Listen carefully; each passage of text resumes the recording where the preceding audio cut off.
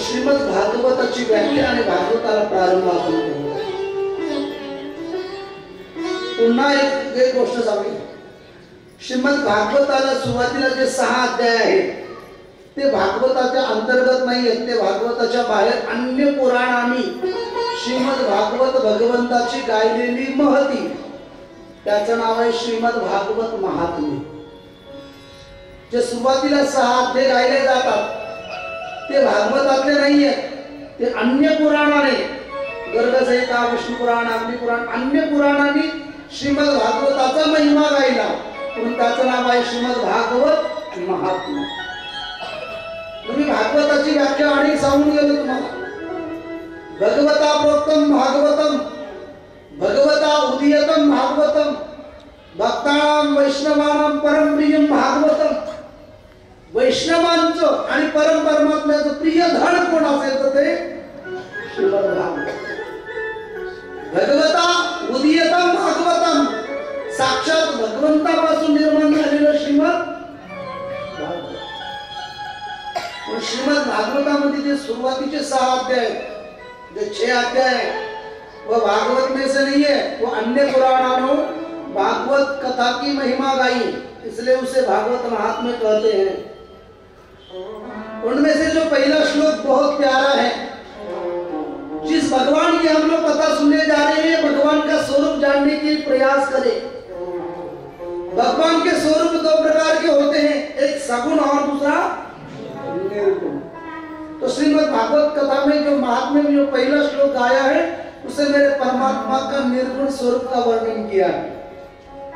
बहुत प्यारा श्लोक है. सच्चिदानंद रूपाय विश्वोत्पत्त्यादि हेतवे तापत्रय विनाशाय श्री कृष्णाय वयम नुमः. श्रीमद भागवत महात्म्य का पहला श्लोक बोले सच्चिदानंद रूपाय, जिस भगवान की हम लोग कथा सुनने जा रहे हैं वो भगवान कैसा है? बोले सत चित और आनंद घन. सच्चिदानंद रूपाय. सत शब्द की व्याख्या क्या है, चिद शब्द की व्याख्या क्या है और आनंद शब्द की व्याख्या क्या है, हम लोग जानेंगे. सत शब्द की व्याख्या होता है जो पहले था, आदि है और बाद में रहेगा, उसे कहते हैं सद. और दुनिया में केवल भगवान ही सद है, बाकी आप लोग हम लोग सब असद है. हम पहले नहीं थे, अभी हैं और बाद में रहे या ना रहे कोई गारंटी वारंटी नहीं है. इसलिए हम लोग असद है, लेकिन परमात्मा सद है. वो भूतकाल में भी था, वर्तमान काल में भी रहेगा और अभी भी है, भविष्य में भी रहेगा और वर्तमान में भी है, इसलिए वो सद है. चिद शब्द की व्याख्या होती है प्रकाशमान. अच्छा एक बात बताइए, हमारी कोई चीज गुम हो गई है तो हमें ढूंढने के किसी लिए सहारा लेना पड़ता है? बोलिए ना. अगर कोई चीज हमारी गुम हुई हो तो ढूंढने के लिए किस चीज का सहारा लेना पड़ता है?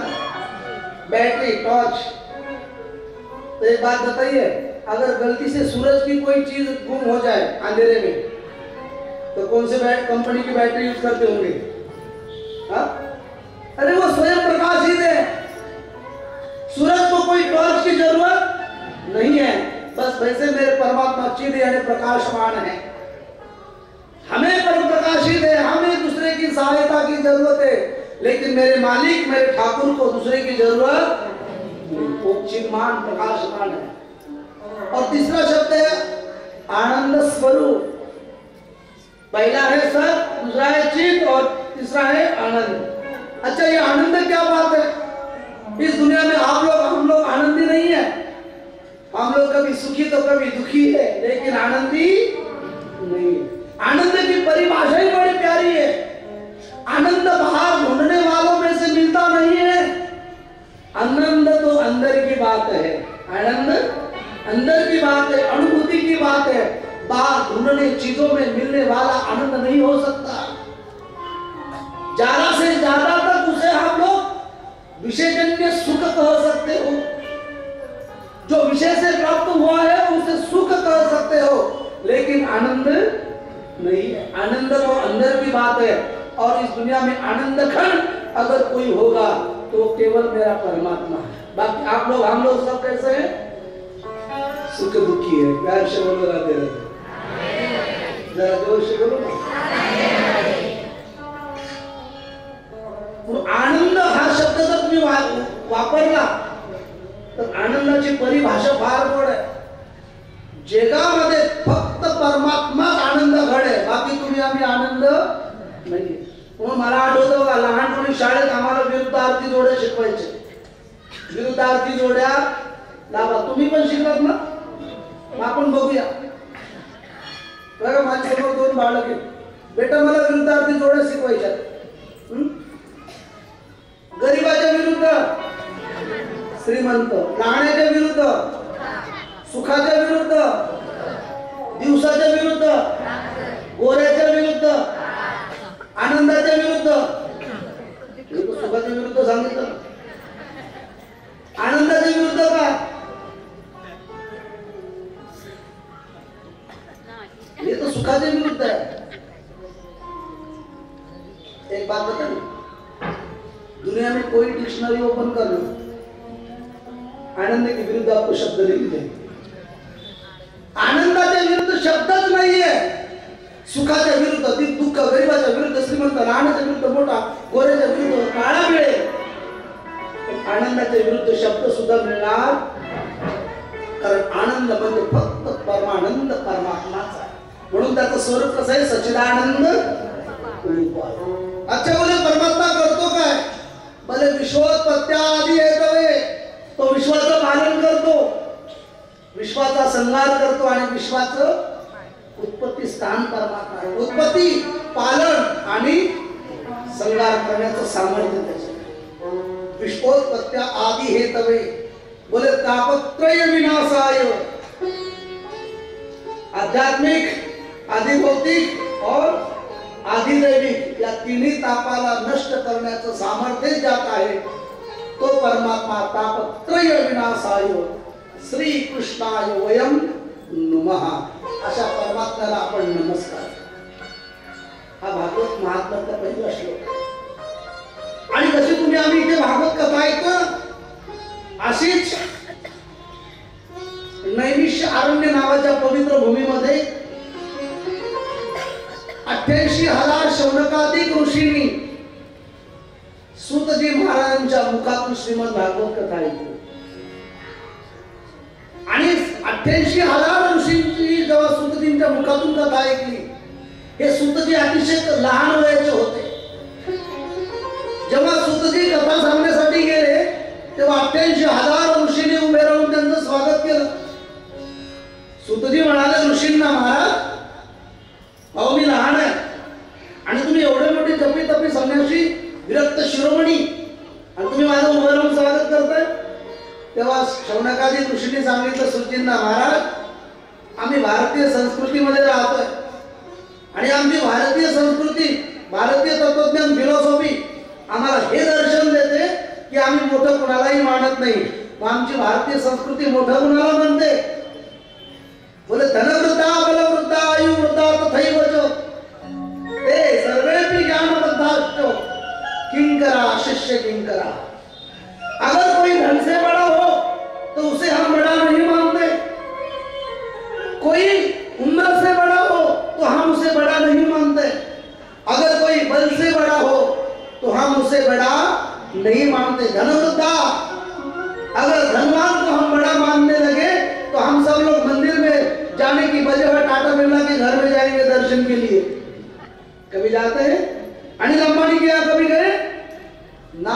तो हम पैसे वालों को बड़ा नहीं मानते। धनवृद्धा, बलवृद्धा, अगर बलवान वृद्ध इंसान को अगर हम कहेंगे तो महाराष्ट्र केसरी वालों के घर जाएंगे चरण छूने के लिए, नहीं तो वो क्या धारा सिंह उनके घर जाएंगे। कभी गए ना?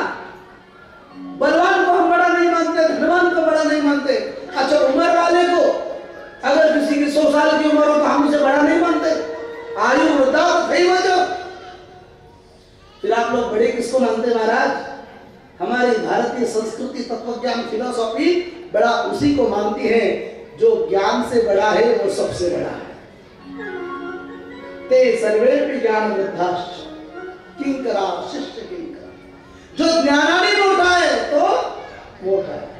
मी नेहमी उदाहरण देतो, ज्या महाराष्ट्राच्या भूमीत आपण कथा करत आहोत, या महाराष्ट्राचे सिद्ध संत ज्ञानेश्वर माऊलींचा इतिहास चांगदेव महाराज 1400 वर्षे वयाने मोठे आणि 14 वर्षाची मुक्ताबाई. पण कोण कोणाला शरण गेला? चांगदेव महाराज. का? वयाला किंमत नाही, ते ज्ञान वृद्धाश्च. जे ज्ञानाने मोठे ते जगात मोठे. सुद्धी गद्गद झाले. ऋषींना सांगितलं काय पाहिजे तुम्हाला? बोले काही नाही. मम कर्ण रसायनम. एखादी कथा अशी सांगा की आमच्या जीवनाचा उद्धार झाला पाहिजे. आणि मग शौनकादिक ऋषींना सुद्धी सांगतायत, महाराज मी माझे गुरुदेव सुखदेवजींच्या आज्ञेने तुम्हाला श्रीमद भागवत कथा सांगतो. सुखदेवजींचं स्मरण करून सुखजी शौनकादिक ऋषींना कथा सांगतायत. सुखजींचे सद्गुरु सुखदेवजींचं स्मरण आणि वंदन असं आहे, यम प्रवदंत मनुपेत मपेत कृत्यम द्वैपायनो विरह कातर आजुहाव पुत्रेति तन्मयतया तरोबिलेदुस तम सर्वभूत हृदयम मुनिमान तो अस्मि. यम प्रवदंत मनुपेत मपेत कृत्यम. जे जन्माला आल्याबरोबर जन्मात पळून गेले, दुनियादारीमध्ये पडलेले नाहीयेत, त्यांचे वडील महर्षी वेदव्यास, हे पुत्र पुत्रेति तन्मयतया व्याकुळतेने पाठीमागे धावले, पण शब्दाला ओढ न देता विरक्त शिरोमणी सुखदेवजी जंगलात गेले. अशा सद्गुरूंना वंदन करून सूतजी शौनकादिक ऋषींना श्रीमद भागवत कथा सांगतात. आणि कथा सांगत असताना शौनकादिक ऋषींना सूतजी सांगताय, भागवत म्हणजे सामान्य नाहीये. तर भागवतामध्ये 88 भागवतामध्ये 18,000 श्लोक आहेत. किती हजार? 18,000 श्लोक आहेत. 12 स्कंद आहेत, 12 स्कंद आहेत आणि 365 अध्याय आहेत. एवढी मोठी ग्रंथ संपदा आहे. मग शौनकादिक ऋषींनी प्रश्न विचारला, महाराज मग एवढी मोठी भागवत कथा 7 दिवसात होते का हो? 18,000 श्लोक, 12 स्कंद, 365 अध्याय एवढ्या लवकर होत नाही. मग ही 7 दिवसातच सांगण्याची का पद्धत पडली?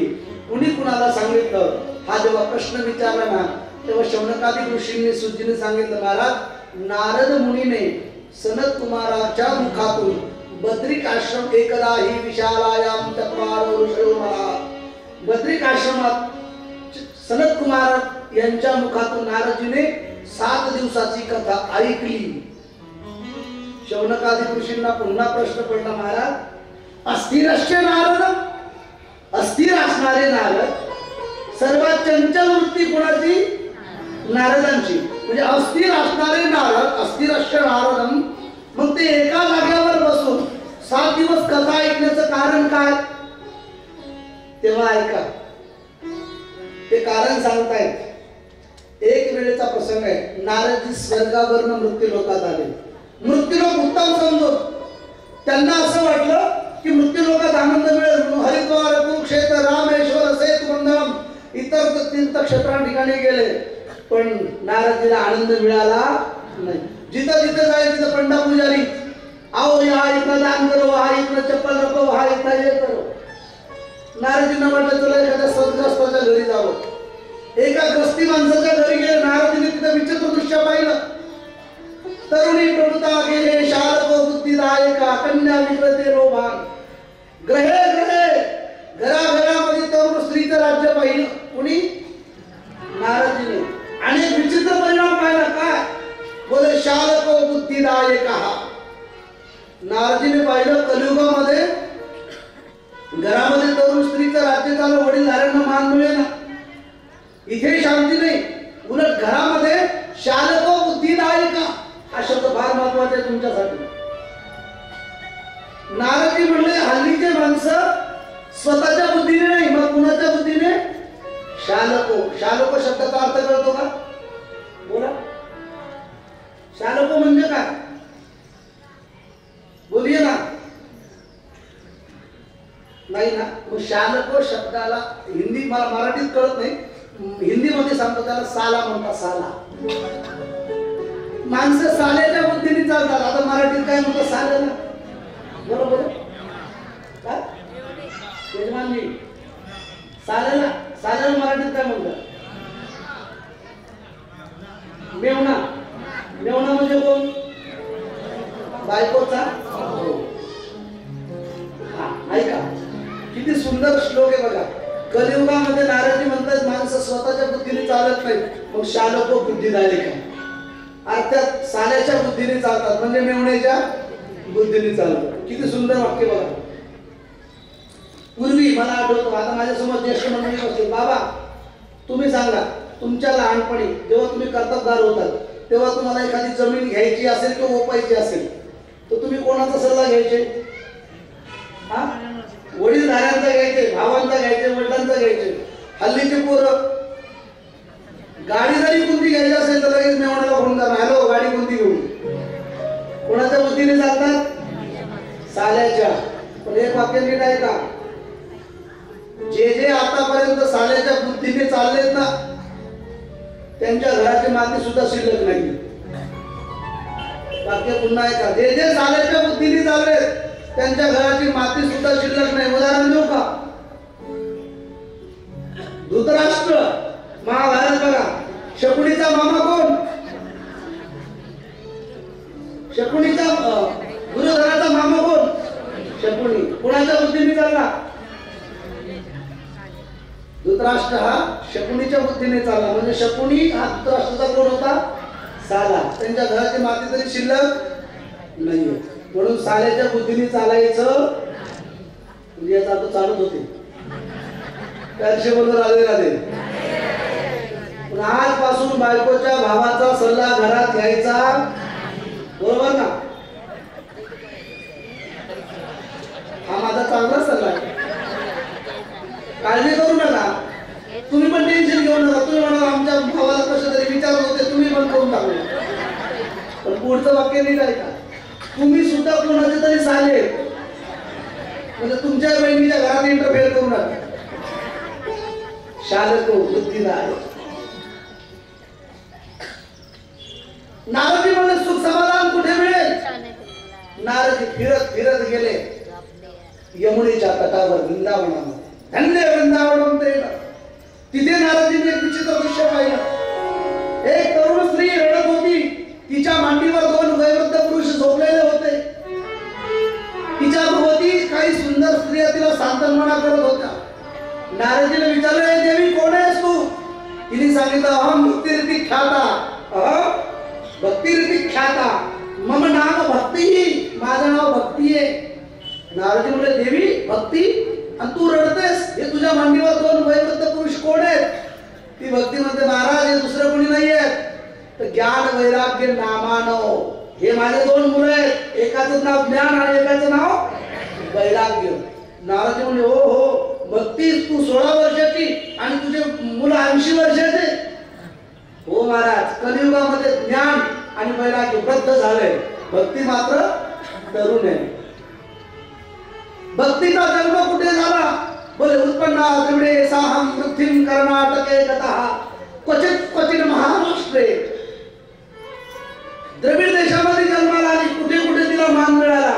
वृंदावन मध्ये गेली, भक्ती तरुण झाली, पण ज्ञान आणि वैराग्य वृद्ध झाले. आणि मग भक्तीने सांगितलं, नारदजी माझ्या ज्ञान वैराग्याला चेतना द्या. नारदजी म्हणले, बिलकुल. नारदजीने त्या ज्ञान वैराग्याच्या कानाजवळ आले. वेद वेदांत घोष आहे, गीता पाठ मुहुर्मुहु. वेद वेदांताचा पाठ केला, ब्रह्मसंहिता म्हणली, गीता पाठ केला. त्या ज्ञान वैराग्याला चेतना तर यायची, पण जसा पाठ बंद झाला पुन्हा मूर्छित. अगदी सोपं उदाहरण देऊ का? टॅबलेट खाल्लं तोपर्यंत बरे, टॅबलेटचा गुण संपला की पुन्हा आजारी. तेवढ्यात आकाशवाणी झाली आणि आकाशवाणी सांगितलं, नारद अगर ज्ञान वैराग्य को चेतना दिलाना चाहते हो तो सत्कर्म करो, सत्कर्म. नारदजी डोक्याला हात लावून बसले. सत्कर्म म्हणजे काय? दान करणं म्हणजे सत्कर्म, यज्ञ करणं म्हणजे सत्कर्म, सप्ताह करणं म्हणजे सत्कर्म. सप्ताह करणं म्हणजे सत्कर्म नाही, सत्कर्माचं आयोजन आहे. सत्कर्माची नामची व्याख्या नारदजी शोधत शोधत बद्रिक आश्रमला गेले. तिथे 4 भाऊ होते, सनक, सनंदन, सनातन, सनत कुमार. त्या सर्वांचा एकच छंद कथा मात्रैक जीवना. आपल्या मस्तीत जगणारे सनत कुमार होते. सनत कुमारांनी पाहिलं नारदजी आले. हो हो, वेलकम, सुस्वागतम, स्वागत. पण नारदजींचा चेहरा पडलेला होता. कारण नारदजींच्या चेहऱ्यावर काय होतं? टेन्शन. सनत कुमार म्हणले, किम चिंता तो भगवान साधो. अरे नारदजी का टेन्शन मध्ये आहेत? अहो, जग जेव्हा दुःखी होतं तेव्हा साधू संतांकडे जातो आणि आज साधू संतच दुःखी आहेत. नारदजीने पूर्ण इतिहास सांगितला. महाराज, मी दुःखी असण्याचं कारण एक वाक्य सांगतो दादा, नोट करून घ्या. संत कधी स्वतःच्या दुःखाने दुःखी नसतात, संत जगाच्या दुःखाने दुःखी असतात. यांना संत म्हणतात. स्वतःच्या दुःखाने जे दुःखी असतात ते जीव आणि जगाच्या दुःखीने जे दुःखी असतात ते संत. बस, सिंपल सी व्याख्या आहे. नारदजी म्हणे, भक्तीला आणि ज्ञानाला मला चेतना द्यायची, सत्कर्म. सनत कुमार म्हणे, हो हो, मी ठरवलं होतं की कथा ऐकायला मिळेल. नारदजीकडे नाही तर उलट झालं. नारदजीलाच कथा सांगावं लागेल. आणि मग नारदजीला सनत कुमारांनी श्रीमद भागवत कथा सांगायला सुरुवात केली. आणि सत्कर्माची व्याख्या ही भागवत कथा जेव्हा ऐकली तेव्हा ज्ञान वैराग्याला चेतना आली. सगळे तरुण उठून नाचायला लागले. आणि एवढंच नाही तर जेव्हा नारदजी आणि सनत कुमार जिथे बद्रिक आश्रमला कथा ऐकत होते ना, तिथे भक्ती सनत कुमार नाचत नाचत आले. नारदजीने सनत कुमारांनी 2 आसनं बसायला टाकले. एक आसन ज्ञानाला, दुसरं आसन वैराग्याला. ते दोघं 2 आसनावर बसले. भक्ती महाराणी उभी होती. भक्ती महाराणी नारदजीला म्हणते, मी कुठे बसू? नारदजी म्हणतात, देवी, ज्ञान आणि वैराग्य तुझे 2 मुलं आसनावर बसले, तुला बसायला आसन नाहीये. मग तू एक काम कर, जिथे जिथे कलियुगामध्ये कथा चालेल त्या सर्वांच्या हृदयात तू जाऊन बस. भक्तवत्सल भगवान की. म्हणून कलियुगामध्ये जिथे जिथे कथा असते त्या सर्वांच्या अंतःकरणात कोण आहे? भक्ती महाराणी. आणि मग नारदजी कथा ऐकतात. सनत कुमार म्हणतात, या भागवत कथेच्या महिमेनं ज्ञान आणि वैराग्य शुद्धीवर आले. नारदांनी प्रश्न विचारला, महाराज, मी वेद वेदांत भागवत कथाच काय, मी वेद वेदांत या ज्ञान वैराग्याला पाजले तेव्हा त्यांना शुद्ध आली नाही आणि या साध्या भागवत कथेला शुद्धी आली? अहो, वेद 4 वेद, ऋग्वेद, यजुर्वेद, अथर्ववेद आणि सामवेद, एवढे मोठे वेद मी त्यांना म्हटलं तरी त्यांना चेतना मिळाली. आणि मी तर असं ऐकलं, वेदाचं सार म्हणजे काय आहे? भागवत. भागवत आणि गुण कसा काय आला? सनत कुमार नारदजीला सांगतात, महाराज ऐका, जरी वेद हे मूळ असेल आणि मुळाचं जरी सार भागवत असेल तर दृष्टांत फार छान दिला. नारदजीला सांगतायत सनत कुमार, शौनकादी ऋषींना सांगतायत सूतजी, ऐका, निगम कल्पतरो गलितम फलम शुक मुखात द्रव्य संयुतम पिबत भागवत रसमालयम मुहुरो रसिका भूमि भावुका. निगम कल्पतरो गलितम, आगम निगम म्हणजे वेद आणि वेद रूपी वृक्षाचं, वेद म्हणजे काय आहे? वृक्ष.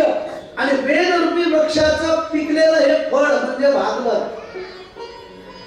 ऐका, पुढे व्यासजी खूप तोड सांगतायत. निगम कल्पतरो गलितम फलम शुकम शुक मुखात द्रव्य संयुतम. बोले, हे वेद रूपी वृक्षाचं लाभलेलं पिकलेलं फळ भागवत आहे आणि हे गोड आहे. मग हे गोड कसं आहे? त्याशी बोलू, राधे राधे. आता मी तुम्हाला प्रश्न विचारले एक म्हणजे, मला सांगा, एक आजोबा आणि नाथ शेतामध्ये फिरायला गेले. एक आंब्याचं झाड होतं. त्या आंब्याच्या झाडाला हजारो फळं लागले. पण आजोबा खालून गोड दाखवतायत, त्या नातवाला सांगतायत, बघ, ते फळ आहे ना फार गोड आहे, ते फळ घे आणि खा. मग मी प्रश्न असा विचारतो तुम्हाला, आजोबाला कसं माहिती की तेच फळ गोड आहे? बोला. पिकलेलं म्हणजे काही एक फळ नाही ना, हजारो फळ पिकलेले होते. पिवळा कलर नव्हता, पिवळा कलर. ऐका बाबा, कलरवर जाऊ नका, कलरवर चांगला चांगले चांगले बसले म्हणजे आहाचे आहात दिसायला मजबुरी दिसत होती पण वागायला कशी आले अनुभव अंगा कलरवर मुळे जाऊ नका काही बरेच पिकलेले पिवळे दिसतात पण खाताना आंबट लागतो त्यामुळे कलरवर काय भरला असे मारल्या म्हणून कलरवर नाही हे फळ गोड आहे कशावर ना अनुभव का एका झाडाला 1000 फळ आहे त्यात एकच फळ आहे तेच खा तेच गोड आहे उत्तर द्या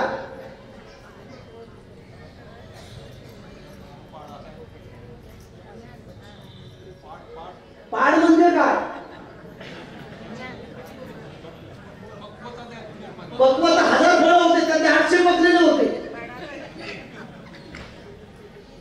माझी कथा अशी असते बोला उत्तर द्या कोण सांगेल नाही 1000 फळ होते ना पिकली कशी ओळख पण ते गोड आहे पिकलेलं कोणी सांगलो पिवळा म्हणजे पिकलं पण ते गोड आहे गोड कशावर सांगितलं अनुभवानं सगळे फळ थोडे खाल्ले त्यांनी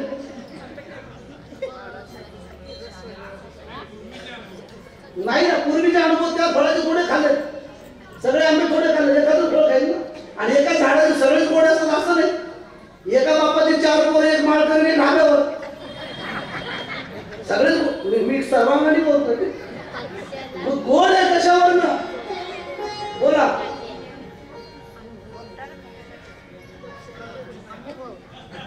सांगू का साधं उत्तर आहे एक मिनिट मला उत्तर मिळेल अंतिम टप्प्यात तुलाच मिळेल बाळा उभी राहा तू उभी राहा उत्तर दे या मुलगी म्हणते की त्या फळाला पक्ष्याने चोंच मारलेली आहे म्हणून ते गोड आहे असं म्हणते या बाळासाठीचा जोरदार टाळ्या साधं उत्तर मिळालं मला शेवटच्या टप्प्यात आजोबा सांगतात ते फळ का गोड आहे कारण त्या फळाला पक्ष्यांनी खाल्लं आणि आमचे शेतकरी बांधव असे सांगतात फळ तेच गोड असतं ज्याला पक्ष्यांनी चोंच मारली ते किंवा पक्षी त्या फळाला चोंच मारतात जे गोड असतं निगम कल्पतरुण कलितम फलम निगमरूपी वृक्षाचं वेदरूपी वृक्षाचं भागवतरूपी फळ आहे मग हे गोड कशा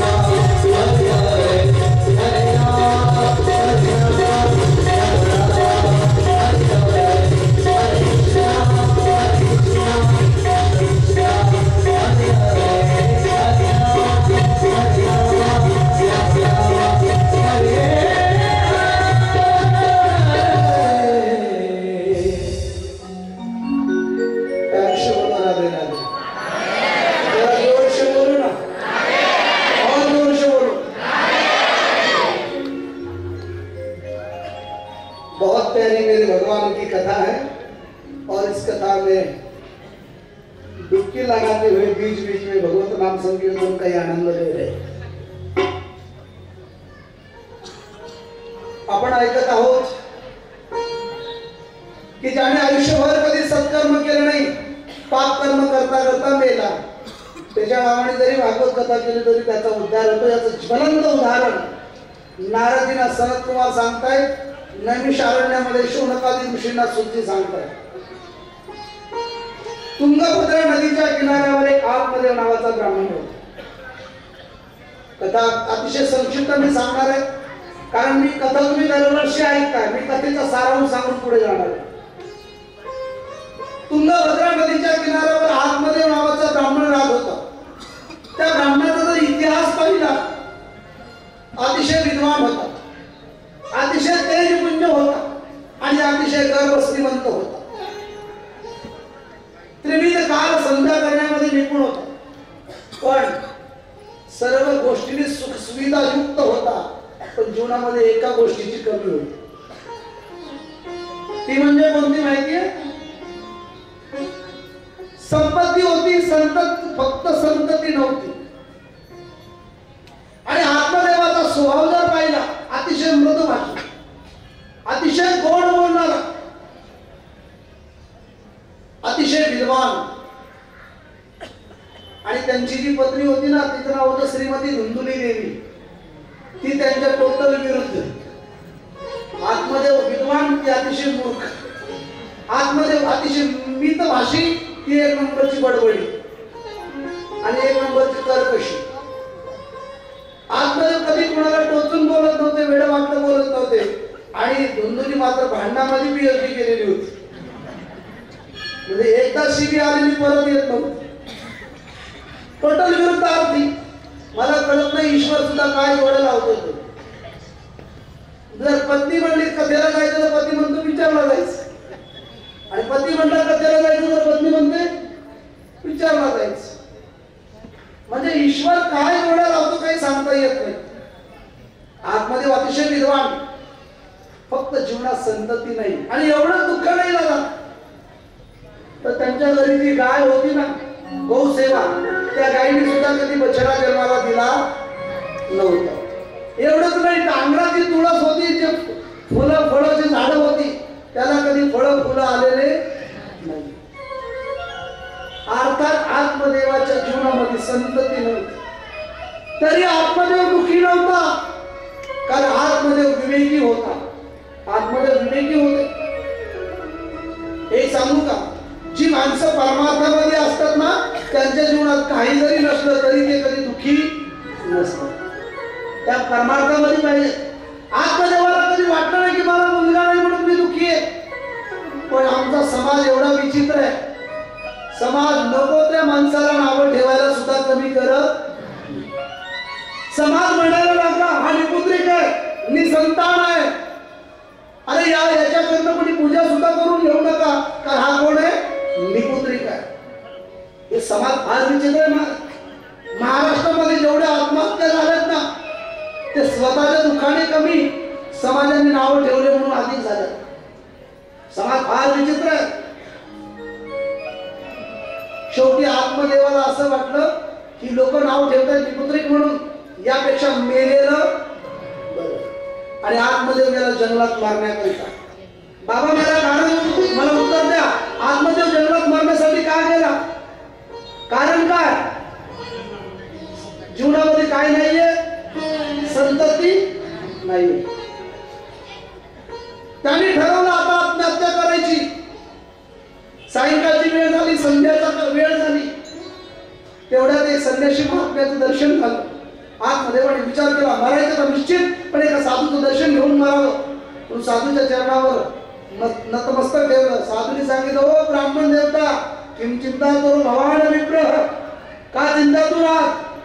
असं विचारल्यानंतर महाराज आत्मदेवाने सांगितलं, बाबा तुम्हाला काय सांगू, जीवनात सगळ्या गोष्टी आहेत पण मुलगा मुलगी नाहीये.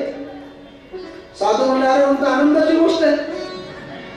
ज्यांना मुलं मुलगी आहेत ते तरी सुखी आहेत का? राष्ट्रातल्या लोकांना जाऊन विचार, ज्यांना आहेत ते तरी सुखी आहेत का? तुम्हाला नाही महाराज, उलट जीवनात मुलगा मुलगी पाहिजे. अरे साधू म्हणले, अरे आत्मदेवता, आत्मदेव ब्राह्मण, मुलगा मुलगी नाही म्हणून रडू नको, आत्महत्या करू नकोस. आई, ज्यांना मुलं मुलगी आहेत ते तरी सुखी आहेत का? तुला राष्ट्रातलं उदाहरण नाही देत तर जगाच्या बापाचं उदाहरण देतो. जगाच्या बापाचं, जगाचा देव ज्याचा बाप म्हणजे राम ज्याचा मुलगा आहे, एक मुलगा ज्याचा संत आहे, एक सूर ज्याची जगजननी सीता आहे. रामाचा बाप सुद्धा दशरथ मुलाच्या वियोगाने काय केलंय? मी कोणाच्या बापाचे हाल सांगतोय? देवाच्या, जिल्हा परिषद सदस्याचे नाही. हे देवाच्या बापाची परिस्थिती आहे, तुमच्या माझ्या बापाची काय?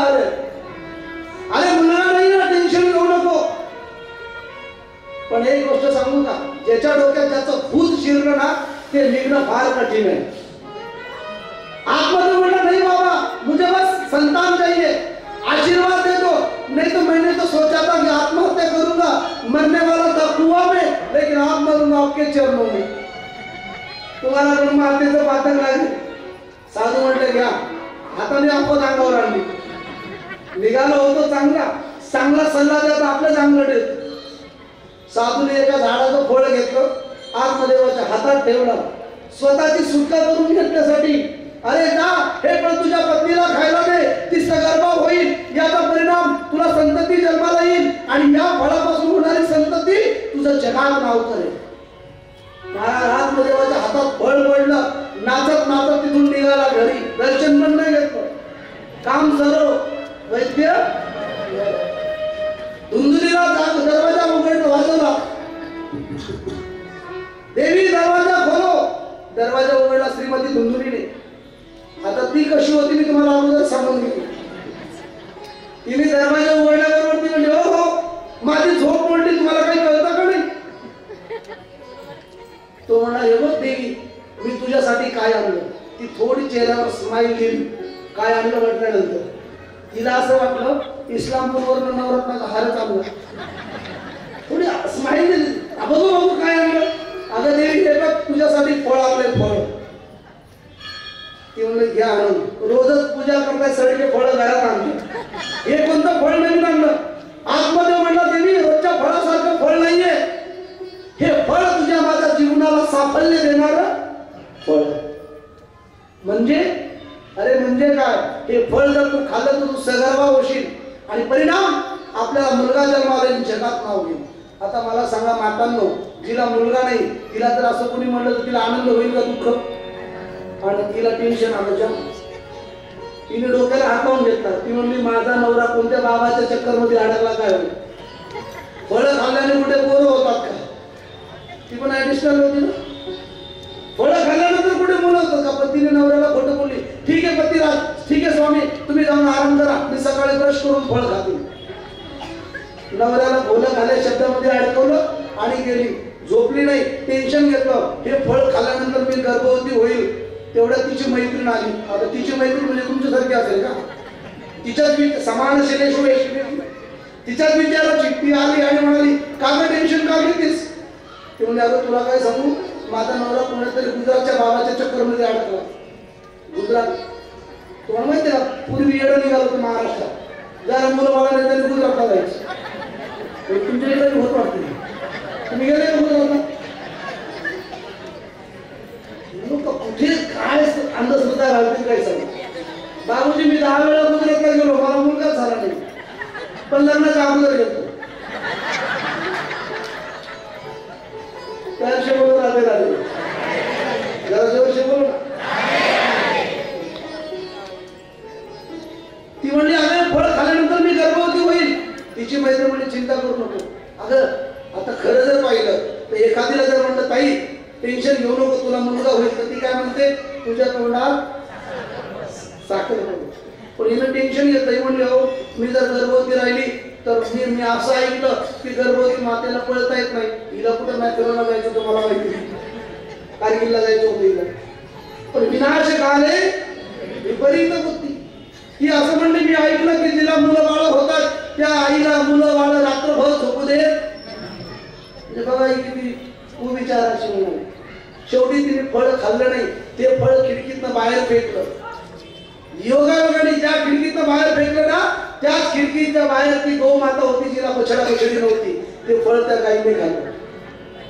पुढे ऐका, जी मैत्रीण आली होती का ती म्हणजे आता काय करायचं, नवऱ्याला काय सांगायचं? ती म्हणजे काही नाही, नाटक कर तू गर्भवती होणी असल्याचं आणि मला माझ्या गर्भात बाळ आहे, मी ते बाळ तुला देऊन टाक.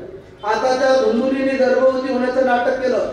पण मला सांगा यजमानजी, ते नाटक किती वर्ष झाले गर्भवती होण्याचं? 2 का 3? गर्भवती होण्याचं नाटक किती वर्ष झाले? सिंपल आहे, 9 महिने 9 दिवस. याच्यानंतर नाटक टिकणार पुढे काय? ती म्हणजे माझं बाळ मी तुला देते आणि ठरला प्लॅनिंग दोघांचा ते झालं. आत्मदेवाला सांगितलं तुम्हाला मुलगा झाला, पण हिचा नव्हता, तिचा शेजारणीचा विकत घेतलेला होता. आतमध्ये घोडा होता. आनंदाने गोदान ब्रह्मदान स्वस्ती वाचन केलं आणि पाहता पाहता इकडे गायीने सुद्धा एका बाळाला जन्म. साधूच्या फळाचा परिणाम. लोक म्हणायला लागले वा भगवान देता है तो छप्पर फाड़ के. आतापर्यंत एक नव्हता, आता पण नामकरण विधी आला. आता आत्मदेवाने विचार केला माझं नाव आत्मदेव, माझ्या मुलाचं नाव परमात्मदेव ठेवावा. एवढा धुंदली बुडाली. हा मी 9 महिने 9 दिवस सांभाळलं आणि नाव तुमच्या नावावर. किती खोटं बोलती बघ. बर देवी तुझ्या नावावर चल. ती म्हणली माझं नाव धुंदुली, माझ्या बाळाचं नाव धुंदुकारी. त्या बाळाचं नाव ठेवलं धुंदुकारी. आता गाव कमिटीने विचार केला गायीने सुद्धा एका बाळाला जन्म दिला, या बाळाचं नाव काय ठेवायचं म्हणून सर्व शाकंभरी नवरात्र महोत्सवाच्या सर्व मंडळाच्या सर्व सदस्य एकत्र आले आणि त्या सर्वांनी विचार केला या बाळाचं वैशिष्ट्य असं आहे पूर्ण शरीर मानवाचं आहे पण कान फक्त गायीच्या आकाराच्या कानाचे आहेत म्हणून सर्वांनी त्या बाळाचं नाव ठेवलं. बोल गोकर्णजी महाराज की. गो कर्ण, गोनाम गाय, कर्णनाम कान. ज्याचे गायीच्या कानाच्या आकाराचे आहेत कान त्याचं नाव गोकर्ण. आता दोन्ही बाळ मोठे झाले आणि नियम असा आहे आपले बाळ भविष्यात कसे निघणार आहेत हे जर जाणायचं असेल तर लहानपणीच कळतो. एक जुनी म्हणे बघा खेड्यापाड्यात तुम्हाला आठवत असेल तर बाळाचे पाय पायात दिसतात. हे लहानपणीच कळतं की भविष्यात कसं निघतं. एकदा काय झालं विराजी आम्ही आज प्रयोग केला. माझ्या मित्राला मुलगा आहे तो म्हणला शास्त्रीजी आपण बघू. तुम्ही म्हणता ना बाळाचे पाय पाळण्यात लहानपणीच मोठं झालं कसं निघतं. आम्ही काय केलं सर एका रूम मध्ये जेसीबी ट्रॅक्टर खेळण्याचं नसतं का बोलायचं ते ठेवलं. एकदा पैसे टाकून बघितले वही पेन टाकलं रूम मध्ये त्या बाळाला सोडलं. मग आम्ही परीक्षा घ्यायचं ठरवलं. हा मुलगा ज्याला हात लावेल भविष्यात तो ट्रॅक्टर जेसीबीला हात लावलं की समजा शेतकरी निघेल. वही पेनाला हात लावला की समजा क्लास पण अधिकारी निघेल. बरोबर ना. काही पैसे टाकले होते बिझनेसमॅन निघेल. आम्ही टाकलं. तो मुलगा एवढा होता छोटा होता रांगत गेला. ट्रॅक्टरलाही हात लावला नाही राजेशामची. वही पेनालाही हात लावला नाही. पैशालाही हात लावला नाही. ते खेळत गेलं. बाहेर अंगणात खडी आणि विटा पडलेल्या होत्या सिमेंट जे वाळूच खडीच खायला. तो म्हणला आता हा काय निघणार म्हणलं काळजी करू नको हा महाराष्ट्राचा नेता निघणार जे येईल ते बघा. बाळाचे पाय त्याचे बोलून आले माझ्या भावना तुमच्यापर्यंत. आता दोन्ही मुलं मोठे झाले पण परिणाम गोकर्ण पंडितो ज्ञानी धुंदुकारी महाकला. गोकर्ण नावाचा मुलगा विद्वान निघाला. धुंदुकारी महापुष्ट निघाला. गोकर्ण तीर्थयात्रेला गेला. धुंदुकारी व्यसनाधीन झाला. एवढा व्यसनाधीन झाला की त्याने मंदिरासारख्या घराला गुटके खाऊन आपली पिचकारी मारून घालून दिलं. एक दिवस आतमध्ये म्हणला अरे माझ्या मंदिरासारख्या घराला तू घाण केलंस. मुलगा म्हणला ए बाबा घर माझं आहे तू घराच्या बाहेर. कुणाला आतमध्ये म्हणला हो त्याच्यापेक्षा नव्हतं तेव्हा बरं. आणि मग तो दारू प्यायला लागला सिगारेट उडायला लागला नॉनव्हेज करायला लागला ड्रिंक करायला लागला. एवढंच नाही तर वेश्याच्या सुद्धा अधीन. आतमध्ये विचार केला करावं तरी काय. शेवटी लोक पुन्हा नावं ठेवायला लागले. पत्रकारांनी लगेच हेडिंगला बातमी दिली बापाने जोडले पोरांनी तोडले. पत्रकार फार मजेदार असतात. बाप देव धर्माचं काम करतोय आणि पोरग व्यसनाधीन झालं. पुन्हा समाज नावं ठेवायला लागला. शेवटी आत्मदेवाने विचार केला यापेक्षा मेलेलं आणि पुन्हा आत्मदेव मारायला निघाले. आता कारण काय 15 मिनिटापूर्वी मारायला गेले तेव्हाच कारण मुलगा नाही म्हणून. आताच कारण मुलगा. मग सांगा मुलगा पाहिजे का नाही. आजी कशाला घराच्या बाहेर काढून द्यायला. एक काम करा माझ्या मातांनो जगदंबा शाकंभरी मातेला प्रार्थना करा. जगदंबा माते आम्हाला मुलगा जर तुला द्यायचा असेल कारण तुम्ही आम्हाला जन्म देणारे आहात. तुम्हीच आम्हाला जन्म देणारे आहात. मातृशक्ती आम्हाला जन्म देणारी आहे म्हणून तुमच्या चरणावर प्रार्थना करतो. जननी जने तो धाता या भक्त या शूर. जननी जने तो दाता या भक्त या शूर नाही तो जननी वांझवती. तुम्हाला जन्माला घालायचं असेल तर एखाद्या हरिभक्ताला जन्माला घाला, एखाद्या दाताला जन्माला घाला, एखाद्या देशभक्ताला जन्म घाला, पण देशी भक्ताला घालू नका.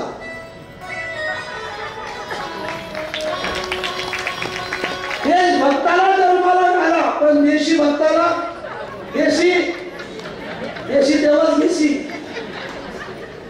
भावना कळाल्या. एखाद्या आतंकवाद्याला जन्म घालण्यापेक्षा तुम्ही वांद राहिलेला बरं.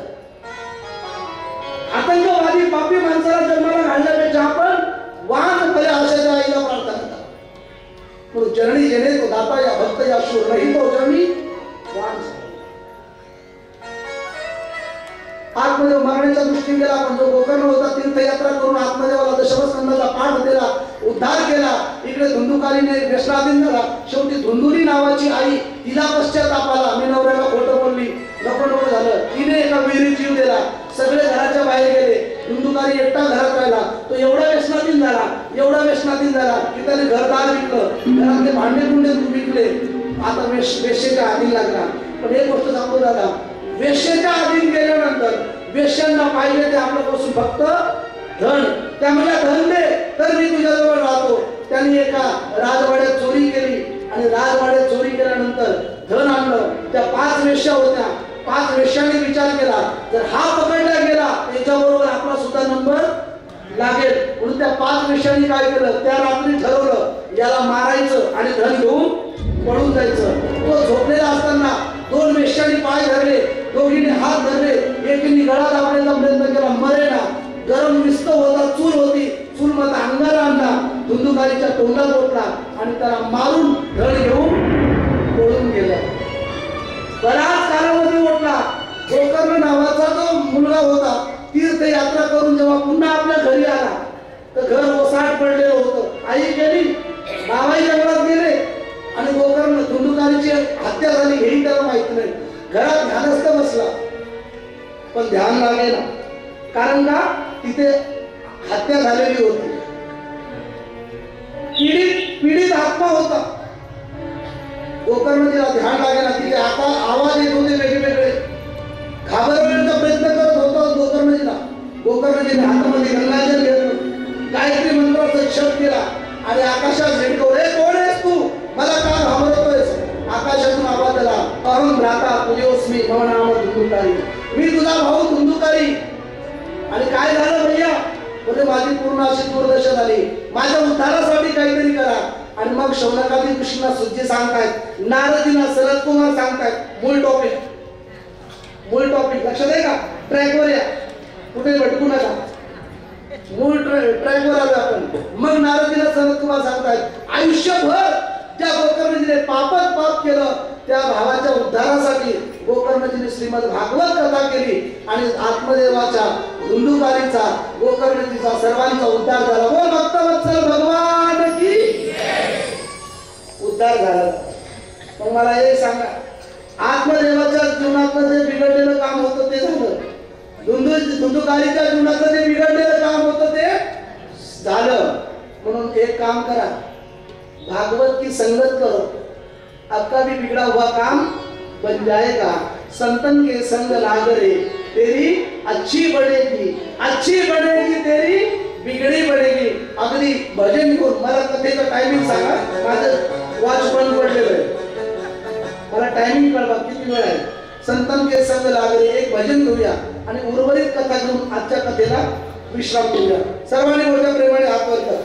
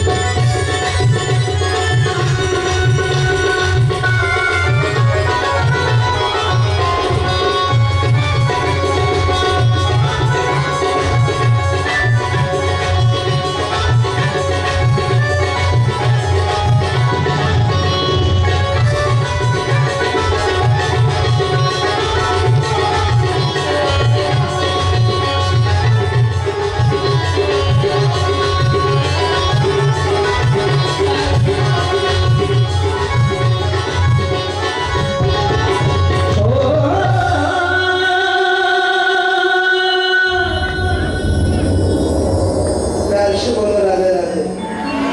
मेरा जोर से बोलिए ना, और जोर से बोलिए। बहुत प्यारा भजन है। संतन के संग लाग रे तेरी अच्छी बनेगी, तेरी बिगड़ी बनेगी। और देखो तो सही, किस किस की बन गई? आत्मदेव की बन गई, गोकर्ण जी की बन गई, धुंधुकारी की बन गई, धुंधुनी की बन गई। जब इन सब की बन गई तो आपकी भी बनेगी, और जब आपकी बनेगी तो मेरी भी बनेगी। संतन के संग लाग रे तेरी अच्छी बनेगी। प्यार से बोलो राधे राधे। श्रीमद भागवत कथेच्या महात्म्याचा या कथेने विश्राम होतो। ही भागवत कथेचा महिमा सांगते की ज्याने आयुष्यभर कधी सत्कर्म केलं नाही, पाप कर्म करता करता जरी मेला तरी त्याचा उद्धार श्रीमद भागवत कथेने ज्वलंत उदाहरण। आणि ही कथा तुम्ही दरवर्षी ऐकली असेल, दरवर्षी, पण या कथेचं नाविन्यपूर्ण काय असेल ते ऐका। आत्मदेव म्हणजे दुसरा कोणी नाही झाला, आत्मदेव म्हणजे दुसरं कोणी नाहीये, आपणच आत्मदेव आहोत। आत्मा हाच कोण आहे? आत्मदेव आहोत। आत्मपरीक्षण करा। ही कथा म्हणजे भागवतातली टाइमपास किंवा महिमा सांगणारी एवढीच नाहीये, तर धुंधुकारी आत्मदेवाची कथा म्हणजे आत्मपरीक्षणाची कथा आहे। स्वतःचं परीक्षण करा। आत्मदेव म्हणजे आपण आहे। आपली पत्नी सुद्धा आपल्या विरुद्ध वागते, तिचं नाव आहे श्रीमती इति। इति म्हणजे बुद्धी, ही धुंधुली म्हणजे कोण आहे? बुद्धी। आपण आपल्या विरुद्धच वागते ती। बरे पुन्हा एक का, आत्मदेवाला 2 मुलं होते, आपल्याला 2 मुलं कोणते? एक सुविचार आणि एक कुविचार। चांगला विचार म्हणजे गोकर्ण, वाईट विचार म्हणजे धुंधुकारी। आत्मदेवाच्या जीवनामध्ये एक साधू आले होते। तुमच्या माझ्या जीवनात जेव्हा सद्गुरू येतात तेव्हा आपल्याला सत्मार्ग दाखवला जातो। मग तो मार्ग भिन्न भिन्न असेल, कुणी स्वामी समर्थ करत असेल, कुणी इस्कॉन करत असेल, कुणी देवी भक्ती करत असेल, कुणी वारकरी संप्रदाय असेल, मार्ग भिन्न भिन्न असेल, पण सद्गुरू जीवनात असणं गरजेचं आहे। म्हणून आत्मदेवाचा उद्धार झाला। अच्छा, हा धुंधुकारी 5 विषयाच्या नादी लागला, पंचवेश्या भोगत होता। म्हणजे वेश्या म्हणजे कोणत्या? तर कृपया वेश्या म्हणजे स्त्रीवाचक घेऊ नका। वेश्या हा स्त्रीलिंगी जरी शब्द असेल तरी त्या महिला स्त्रिया नाहीयेत, तर त्या पंचवेश्या म्हणजे पंच विषय आहेत। वेदांत शास्त्रामध्ये 5 विषय सांगितलेत की ज्याच्या संगतीने जीव नष्ट होतो, जीव भ्रमिष्ट होतो, जीव अधोगतीला जातो। ते पंच विषय कोणते? शब्द, स्पर्श, रूप, रस आणि गंध, हे 5 विषय। जेव्हा सद्गुरु रूपी भ्राताच आपल्या जीवनात येतो आणि भागवत रूपी अमृत आपल्याला पाजतो, तेव्हा हा जीव काय होतो? धन्य होतो। त्याविषयी बोलत राहतो। ही खरी आत्मदेवाची कथा, ही खरी धुंधुलीची। आणि शौनकादी ऋषींना सुद्धा सांगतात महाराज, श्रीमद भागवतातला पहिला श्लोक ऐका। जन्माद्यस्य यतोन्मया वितरतश्चार्थेष्वभिज्ञ स्वराट तेने ब्रह्म उदाय आदि कवये मुह्यन्ति यत् सूरया तेजो वारी मृदाम यथा विनिमयो यत्र त्रिसर्गो मृषाम धाम्ना स्वेन सदा निरस्तभूतम सत्यम परम धीमहि। हा भागवत प्रथम स्कंदातला प्रथम अध्यायाचा प्रथम श्लोक आहे। जन्माद्यस्य यतोन्मया वितरतश्चार्थेष्वभिज्ञ स्वराट। भिज्ञ स्वराट ज्याने हे विश्व निर्मिलं, जे जगत जन्माला घातलं, ते जन्माद्यस्य यतोन्मया।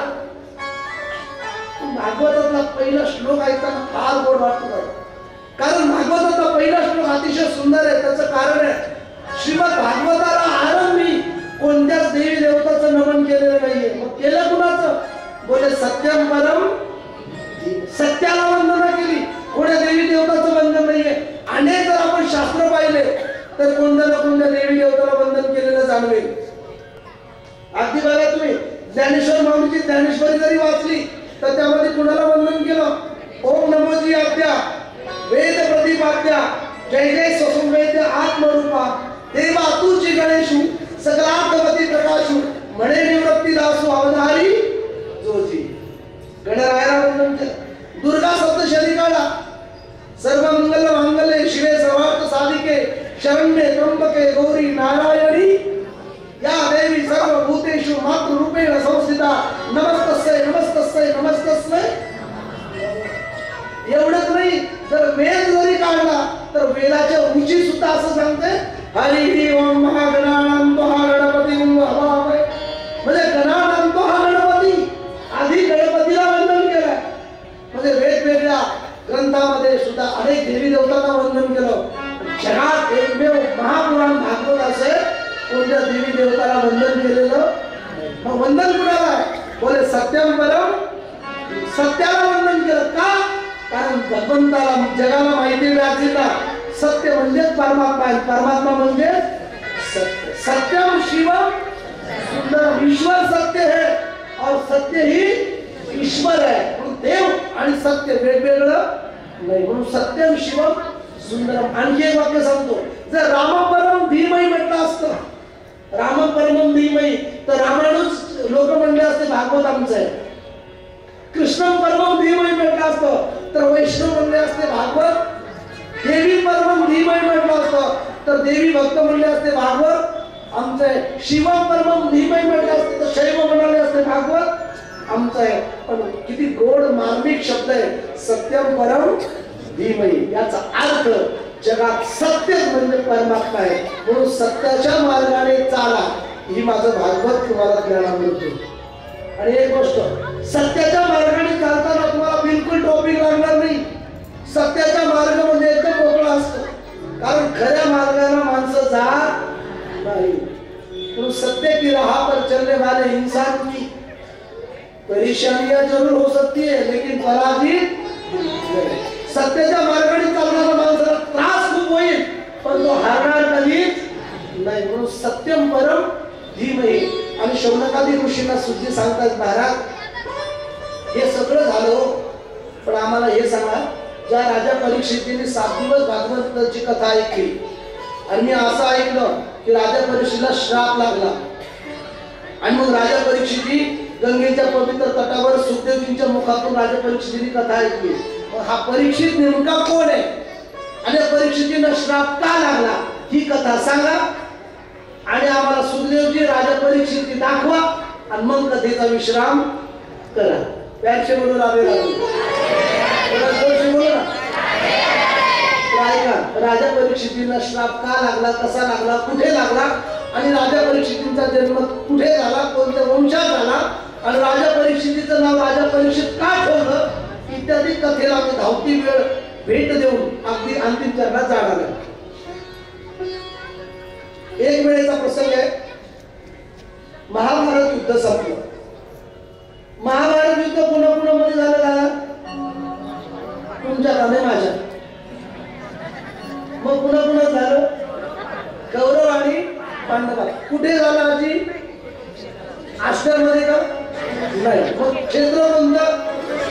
धर्मक्षेत्रे कुरुक्षेत्रे समवेता युत्सवा मामका पांडवाश्चैव किं कुर्वत संजया. धर्मक्षेत्रे कुरुक्षेत्राच्या भूमीत म्हणजे हरियाणामध्ये महाभारत युद्ध झालं. पुन्हा मामका पांडवाश्चैव. धृतराष्ट्र म्हणतो माझे आणि पांडवाचे, कौरव आणि पांडव आमने सामने आले. युद्ध झाल्यानंतर कौरवाचे 18 अक्षरी सैन्य आणि पांडवाचं बोटावर मोजावं तेवढं सैन्य. कौरव 100 भाऊ आणि पांडव 5 भाऊ. युद्ध झालं. युद्ध झाल्यानंतर चक्रव्यूहामध्ये पांडवाचा एक मुलगा मेला, त्याचं नाव अभिमन्यू. कथा सर्वांना माहिती नाही, पुढे जाणार आहे. अभिमन्यू मेला चक्रव्यूहामध्ये. तेव्हा अभिमन्यूची पत्नी उत्तरा गर्भवती होती आणि ती गर्भवती असताना तिचा नवरा म्हणजे अभिमन्यू चक्रव्यूहामध्ये गेला. कालांतराने पांडवांनी 99 कौरव संपवले, एकटा उरला तो दुर्योधन. दुर्योधनाचा मित्र अश्वत्थामा एक दिवस दुर्योधनाकडे गेला आणि दुर्योधनाला म्हणतो, अरे मित्र दुर्योधन, पांडवाचे 5 भाऊ असताना तू एक सुद्धा मारू शकला नाहीस. तुम्ही 100 भाऊ 99 मेले आणि तू एकटा उरलास. अरे काही वाटलं पाहिजे. मुठभर पांडव आणि तुमच्या 100 कौरवाला हरवतात आणि अश्वत्थामा सांगतो तुमच्या किती मोठमोठाले योद्धे होते, भीष्म, द्रोण, नकुल, जयद्रथ, जया, गांधारी, नीलोत्पला, कर्णासारखा, भीष्माचार्यासारखा, द्रोणाचार्यासारखा महान योद्धे होते, तरी तुम्ही हरला. दुर्योधन म्हणाला, अरे मित्र अश्वत्थामा, तू हे सगळं सांगतोयस, पण तू ज्यांची नावं वाचून दाखवली ना, भीष्म, द्रोण, नकुल, जयद्रथ, जया, हे कर्ण, ही मंडळी आमच्याकडे फक्त खायला होती, खायला मात्र पांडवांचे होते, म्हणून आम्ही हरलोय. आणि एक लक्षात ठेव, अश्वत्थामा म्हणतो, अरे तू सेनेचा सेनापती चुकीचा निवडलास. जर सेनेचा सेनापती मला केला असतं ना, तर मी एक सुद्धा पांडव निमित्ताला सुद्धा ठेवला. काही माणसं फक्त पदाला आपापलेले असतात, पदाला. मरता क्षणी दुर्योधनाने माखलेलं रक्ताचं शरीर, रक्ताचा तिलक केला अश्वत्थाम्याचा. जा, आजपासून तू कौरव सेनेचा सेनापती. म्हणजे सगळा पक्ष झडीला लागला. मग त्याला अध्यक्ष केलं, पक्ष त्याला अध्यक्ष केलं, जा तू सेनापती. तो उठला महाराज तिथून, पदाची हवस, गाडीला बोर्ड लावला सेनापती म्हणून, आणि निघाला पांडवाला मारण्यासाठी. जात असताना, प्रवास करत असताना एका झाडाखाली त्याने विश्राम केला. एका झाडावर विचित्र दृश्य पाहिलं. एका झाडावर काही अन्य पक्षाचे घरटे होते.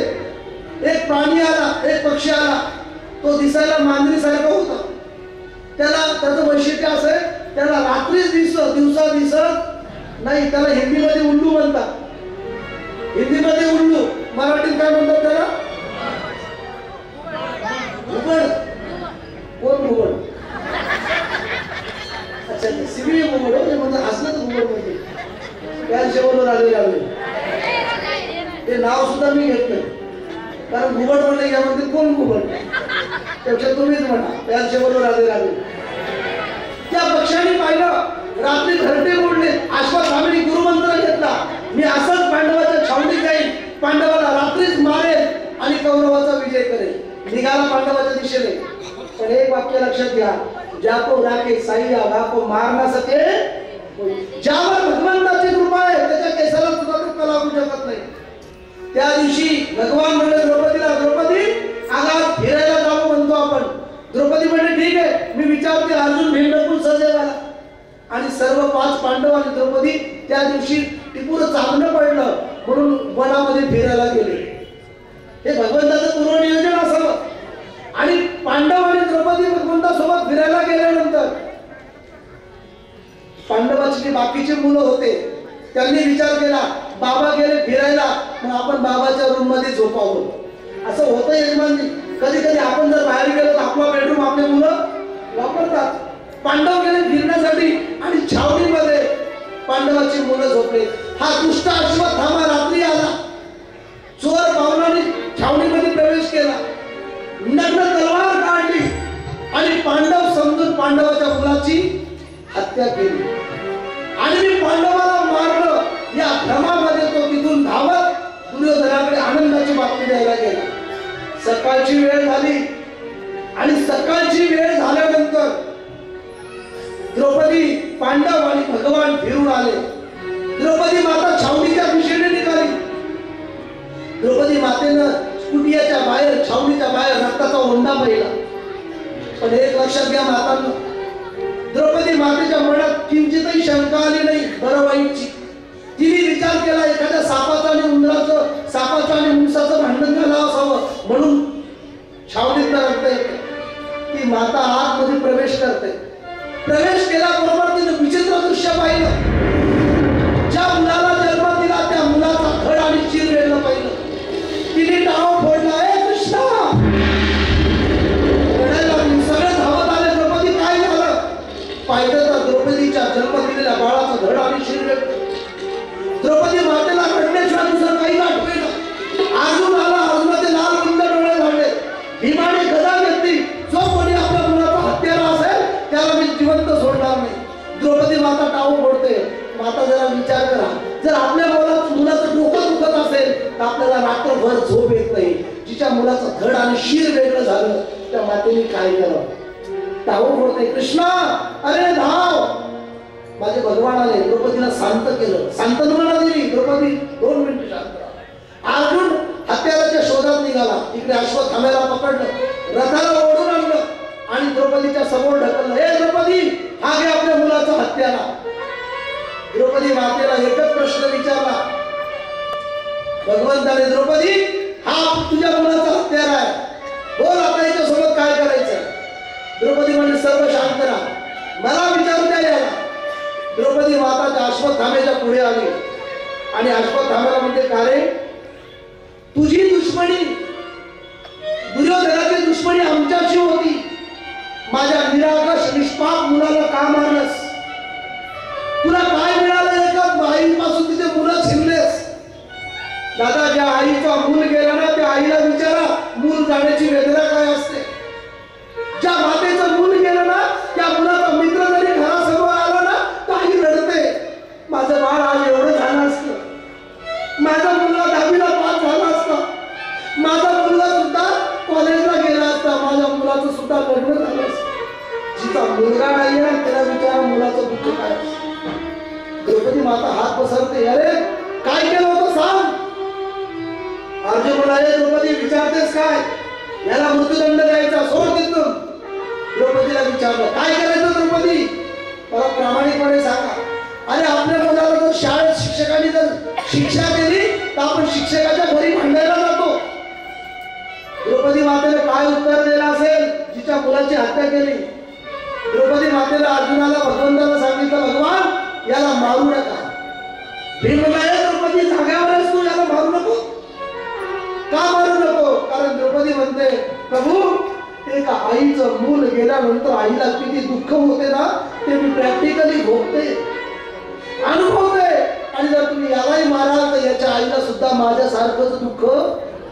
काय फिलॉसॉफी असेल, काय विचारधारा असेल द्रौपदीची, काय तत्वज्ञान असेल द्रौपदीचं. मारू नका.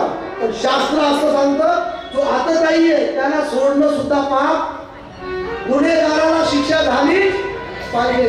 आणि आतताई कोण? अग्नी दोर्गडकष्टई वशस्त्रपाणे धनापा, हे 5 आतताई आहे. मग काय करायचं?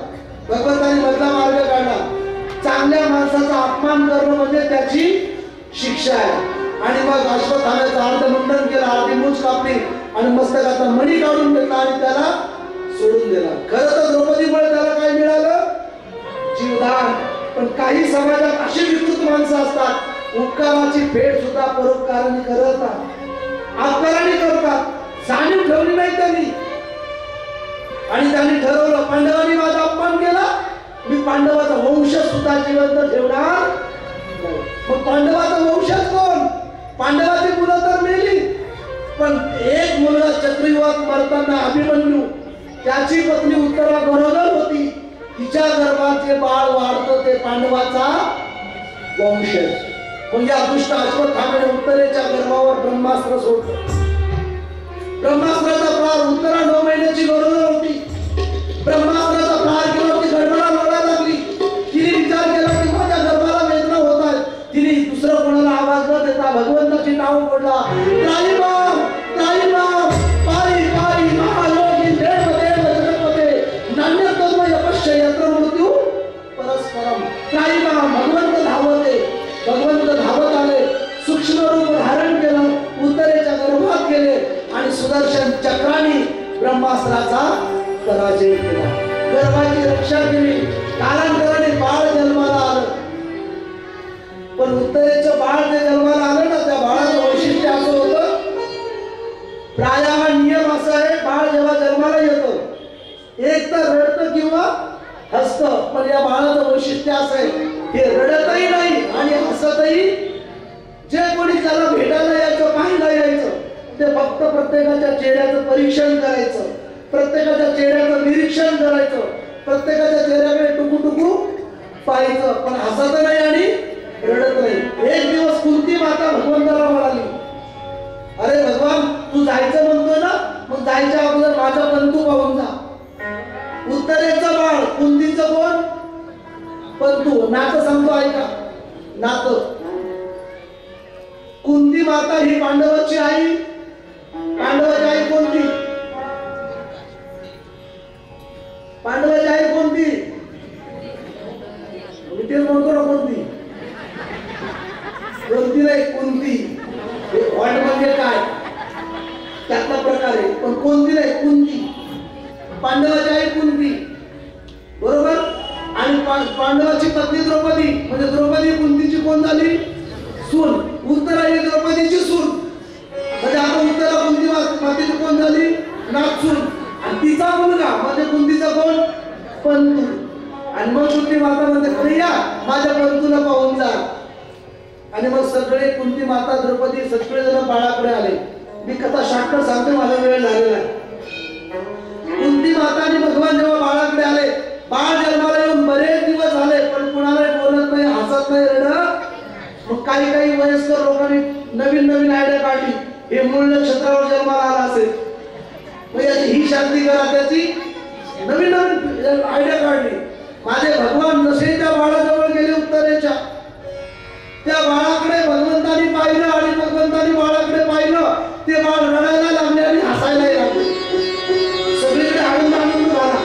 सगळे लोक म्हणाले अरे कृष्णा, हे बाळ जन्माला आल्यापासून कुणाला बोलत नव्हतं, कुणाकडे हसलं नाही, कुणाकडे रडले नाही, तुझ्याकडे बघून हसलं आणि प्लस रडलं. कारण काय? तर शौनकादी ऋषी सुचीला सांगतात महाराज कारण काय? तेव्हा सुची सांगतात ऐका, दोन कारण आहे. हे बाळ उत्तरेच्या गर्भात जेव्हा होतं ना, तेव्हा सूक्ष्म रूप धारण करून भगवंतानी त्याची काय केली? रक्षा केली. आणि मग ते बाळ बाहेर आल्यानंतर विचार करायला लागलं, ज्याने मला गर्भात आईच्या गर्भात त्यांनी दर्शन दिलं, ज्याने मला आईच्या गर्भात दर्शन दिलं, तो मला इथे बाहेर दिसत नाही. आणि शिगारे ओढणारा तर मिसरी लावणारा तोंड पाहण्यापेक्षा बरं, यांच्याकडनं पाहिलेलं बरं. मग ज्याने आईच्या गर्भात दर्शन दिलं त्याचा चेहरा पाहिला की बाळ रडायला लागला. आणि बाकीचे म्हणले नाव काय ठेवायचं? नाव सर्वजण म्हणले एकच करा, हे बाळ जन्माला आल्यापासून प्रत्येकाच्या चेहऱ्याचं करत होता निरीक्षण, प्रत्येकाच्या चेहऱ्याचं करत होता परीक्षण, म्हणून या बाळाचं नाव ठेवलं मग परीक्षितजी महाराज की.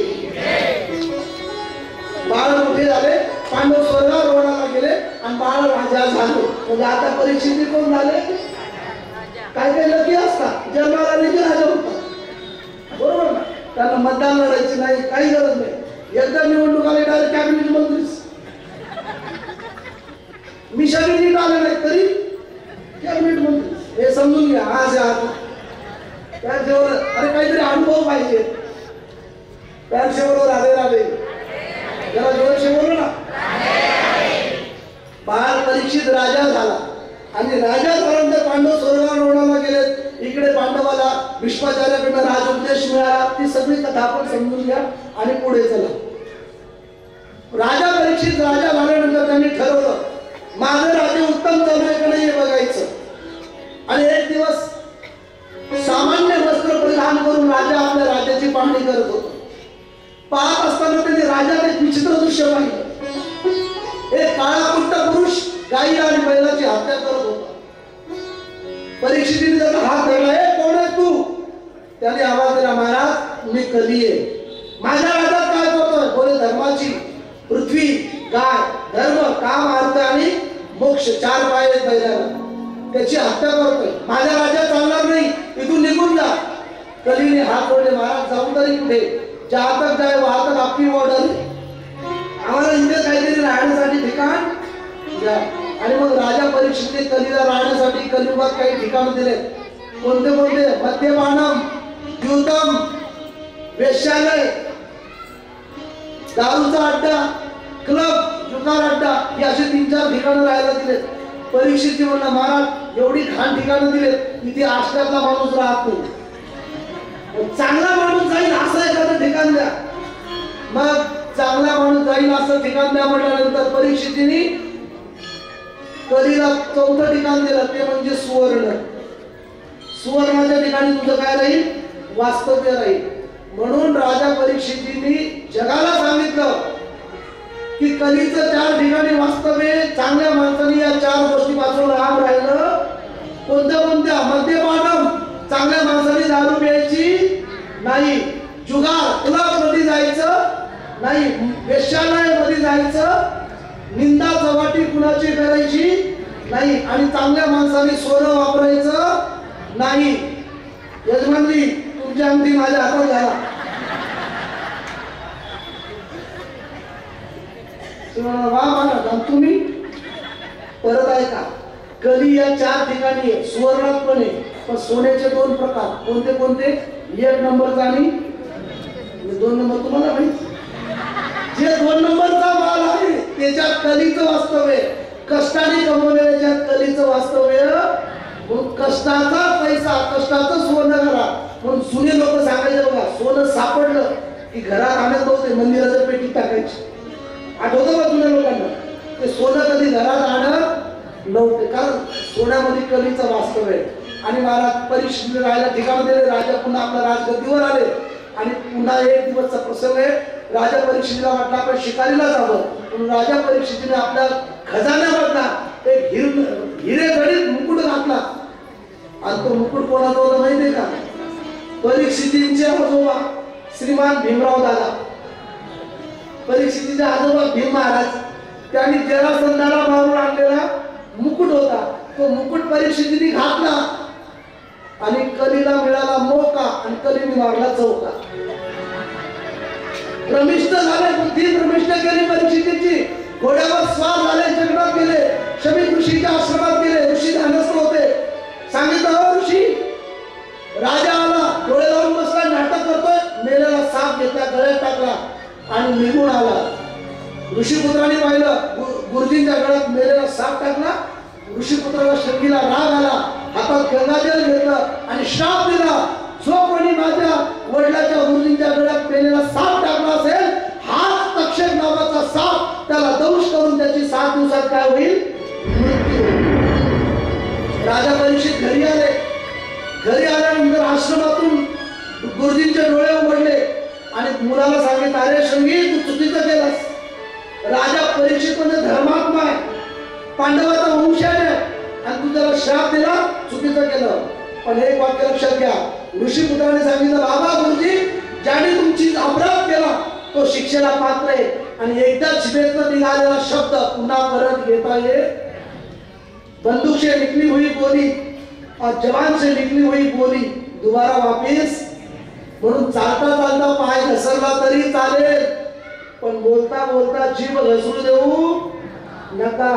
जर बोलता बोलता जीभ घसरली की लोक तुम्हाला घरीच बसवतात. पण ते महाराज असो नाही तर नेता असो, 3 तास तुम्ही किती छान प्रवचन दिलं, त्याकडे लक्ष नाही. एक शब्द चुकीचा बोलला, डायरेक्ट घरी. हे समजदार लोकांना समजून घ्या. त्याशिवाय राधे राधे. ऋषीपुत्र म्हणले नाही, दिला श्राप. आश्रमातून 2 मुलं गेले परीक्षितीला सावध करण्यासाठी. महाराज महाराज आज आपला बचाव करो. परीक्षिती म्हणले, झालं काय? काय नाही, तुम्हाला आश्रमातून श्राप मिळाला, तुम्ही 7 दिवसात मरण पावला.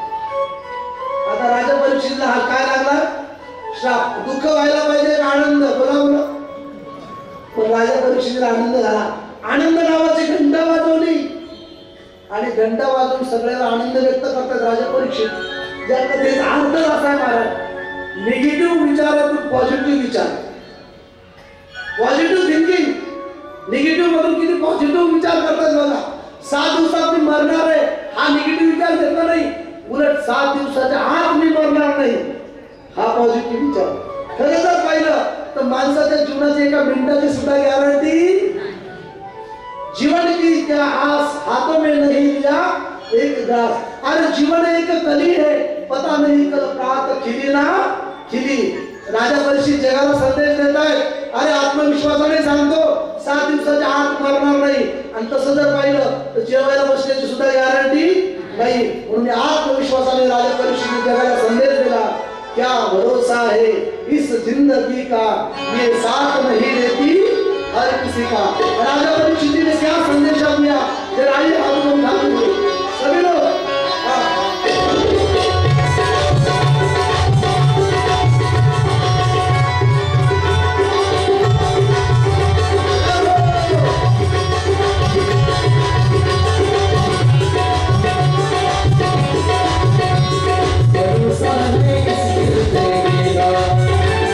भरोसा है इस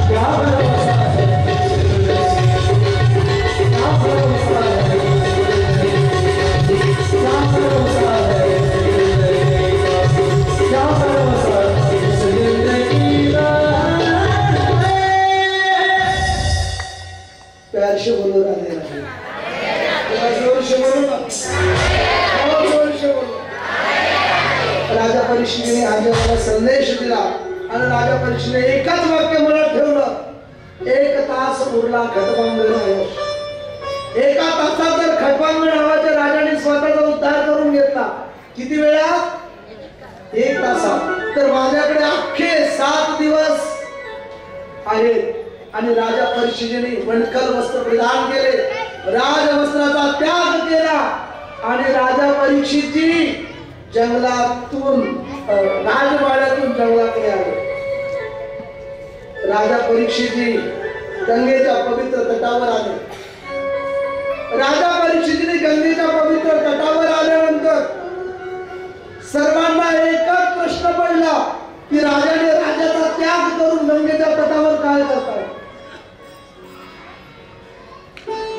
जी ती माणसं राजा परीक्षेला भेटायला जायची, महाराज अहो तुम्ही राजा आहे आणि इथे काय करता? राजा परीक्षेने प्रत्येकाला एकच प्रश्न विचारावा, मी कोण आहे, काय कशासाठी आलो हे विचारू नकोस. फक्त जर तुला माझी चिंता असेल तर एक काम कर, जिसकी मृत्यू नजदीक हो उस इंसान ने क्या करना, ज्याचं मरण जवळ आलं त्यांनी काय केलं? उत्तर दे. महाराज राजा परीक्षित आणि हे गंगेच्या तटावर आल्यानंतर सर्व ऋषी मुनी जपी तपी संन्यासी सर्वजण एकत्र आले. राजा परीक्षितीला कोणाचे उत्तर कळेना, कोणी उत्तर देईना. शेवटी आचार्य सुखदेवजी विरक्त शिरोमणी दिगंबर त्यांची अवस्था आहे, अशा सुखदेवजी राजा परीक्षितींचं व्यासपीठावर आगमन होत आहे. परीक्षिती महाराज ऋषी मुनी सर्व गंगेच्या पवित्र तटावर गेले. सुखदेवजींचं आगमन झालं आणि सर्वांनी जयकार लावला, बोल सुखदेवजी भगवान की. राजा परीक्षितीने सुखदेवजींचं पूजन केलं आणि राजा परीक्षितीने सुखदेवजींचं पूजन करून राजा परीक्षितीने सुखदेवजींना एकच प्रश्न विचारला, महाराज जिसकी मृत्यू नजदीक हो उस इंसान ने क्या करना चाहिए. तर राजा परीक्षिती पूजन करतायत सुखदेवजींचं, आपणही पूजन करू. आणि पूजन करताना यजमान तुम्ही दोघांनी भागवताचं पूजन करायचं, राजा परीक्षिती सुखदेवजींचं पूजन करतील आणि तुम्ही आणि मी शब्द सुमनाने सुखदेवजींचं पूजन करायचं. अतिशय प्यारं भजन घेऊया. हरि की कथा सुनाने वाले आपको लाखो प्रणाम. तोपर्यंत राजा परीक्षितींचं पूजन करतील, राजा परीक्षिती सुखदेवजींचं पूजन करतील, यजमान श्रीमद भागवताचं पूजन करतील. आणि सर्वांनी वाचवत करा, सर्वांनी तुम्ही बसून घ्या.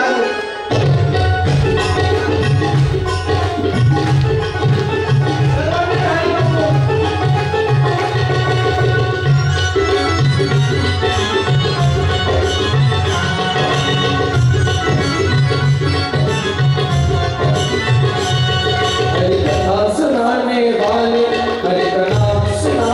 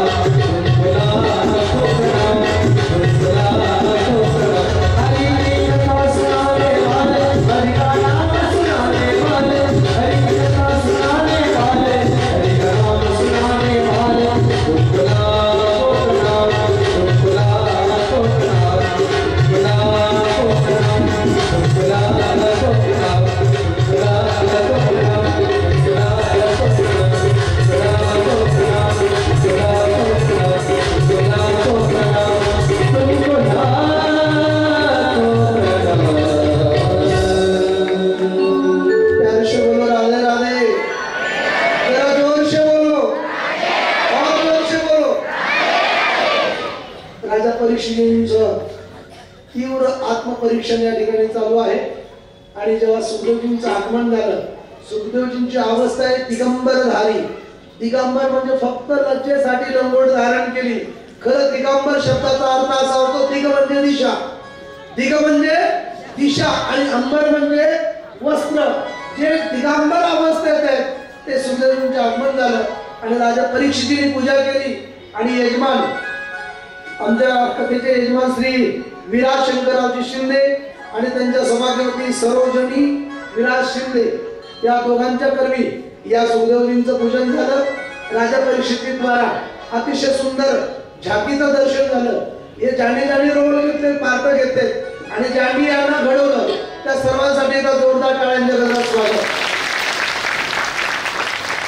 अतिशय सुंदर कार्यक्रमाचं नियोजन या ठिकाणी संपन्न होत आहे. मी पुनश्च एकदा शाकंभरी नवरात्र महोत्सव मंडळ सर्व कार्यकारिणी सदस्य समस्त आष्टा ग्रामस्थ पंचक्रोशी या सर्वांना कोटी कोटी शुभेच्छा देईल, धन्यवाद देईल. अतिशय देखण्या स्वरूपाचा हा कार्यक्रम या ठिकाणी संपन्न होत आहे. तुम्हाला पाहिजे त्या भाषेत आपण बोलण्याचा प्रयत्न करत आहोत.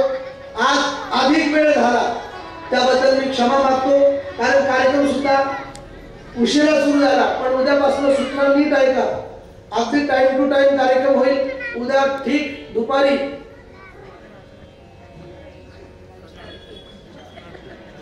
3:30 ला तुम्ही इथे हजर व्हायचं. 3:30 ते जगदंबा मातेच्या इच्छेपर्यंत कथा चालेल.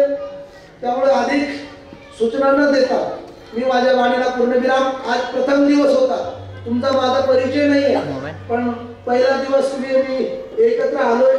माझी काही त्रुटी असेल, आता मी हिंदीत मराठीत आलोय, पण मराठीत काही शब्द अडकळत असतील तर तुम्ही समजून घ्या. तुम्ही आई वडिलाच्या अंतःकरणाने काय कधी कधी काय होतं सर, किस देश की बोली किस देश की गाली बन सकती है. मी एक आज त्याचं कारण आहे, मराठी भाषा एवढी विचित्र आहे ना प्रमाणाच्या बाहेर. मी आता पुण्यावरून येताना ड्रायव्हिंग करत होतो, मी एका पिकअपवर पाठीमागं नाव वाचलं, सांगलीला येतेस का. मला खरं म्हणून मी गाडी पुढे लावली, त्याला थांब काय लिहिलं नाव गाडीवर, तो मला काय वाचू द्या. मी म्हणलं वाचलं, सांगलीला येतेस का. मला काय शोधतं का तुला. तो मला महाराज तुम्ही कुठं चाललाय. मला सांगली जिल्ह्यात. मला ही पण गाडी सांगलीचीच आहे आणि ही गाडी तुमच्या गाडीला मध्ये सांगलीला येतेस का. ही तुमचा सांगली जिल्हा आहे, त्यामुळं सांगली जिल्हा आणि तालुका जिकडं वळवा तिकडं वळवा. मी अधिक न बोलता मराठी भाषा माझी तुम्ही समजून घ्या. आणि कधी हिंदी कधी मराठी, जेव्हा दशमस्कंद येईल तेव्हा मारवाडी गुजराती अर्थात ब्रज भाषा अशा वेगवेगळ्या भाषेत आपण कथा करण्याचा प्रयत्न करूया. आजच्या प्रथम दिवसाच्या वाघपुष्पाला जगदंबा माते शाकंभरी मातेच्या चरणी पूर्णविराम आणि सर्वांनी जागेवर उभं राहायचं. आणि माझ्या कथेचा नियम आहे, मी संदेश घेतल्याशिवाय कथा संपवत नाही. माझा संदेश सर्वांनी म्हणायचा. पाठीमागे 3 तासाची कथा लक्षात नाही राहिली तरी चालेल, तर संदेश लक्षात राहायला पाहिजे. संदेश होईल, संदेशानंतर आरती होईल आणि आरतीनंतर तुमची समिती जर काही सूचना देत असेल, सूत्रसंचालन असेल तर समिती करेल. सर्वप्रथम तर सर्वांनी जागेवर उभे आहे, सर्वांनी जागेवर उभे आहे. ठीक आहे. आणि जीवनाचं कल्याण करणारा संदेश आहे, अतिशय गोड संदेश आहे. सर्वांनी हात वर करा, ज्यांना ज्यांना हात आहे.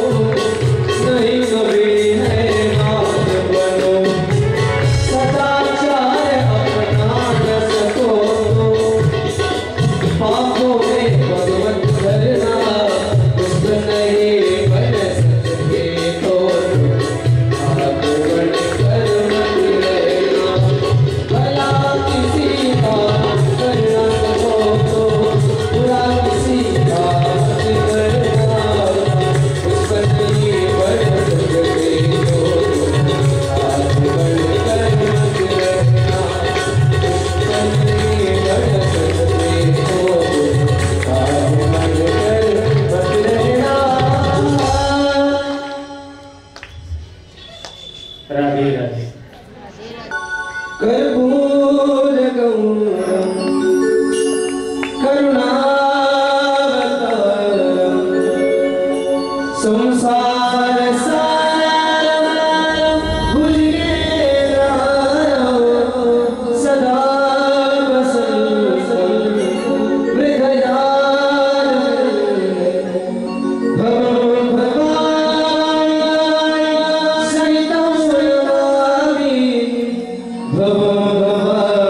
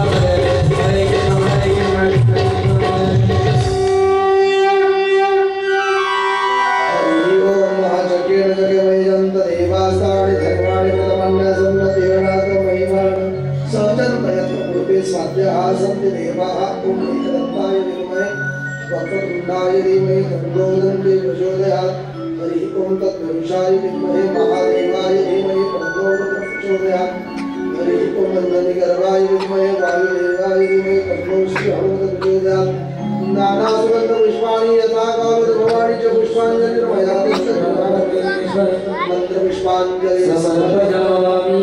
बोलो श्रीमद्भागवत महापुराण की जय। बोले भाई सब संतन की जय। शक्ति शाकंभरी माता की जय। भारत माता की जय। भारत माता की जय। भारत माता की जय। ठीक 3:30 गोष्टी महाराज हे यूट्यूब चॅनल आजच सबस्क्राईब करा, बेल आयकॉनवर क्लिक करा. शुद्ध सांप्रदायिक चाली, कीर्तनं, प्रवचनं, कथा, पारायणं असे वारकरी संप्रदायाशी संबंधित व्हिडिओ पहा. आपणही पहा आणि इतरांनाही आग्रहपूर्वक सांगा.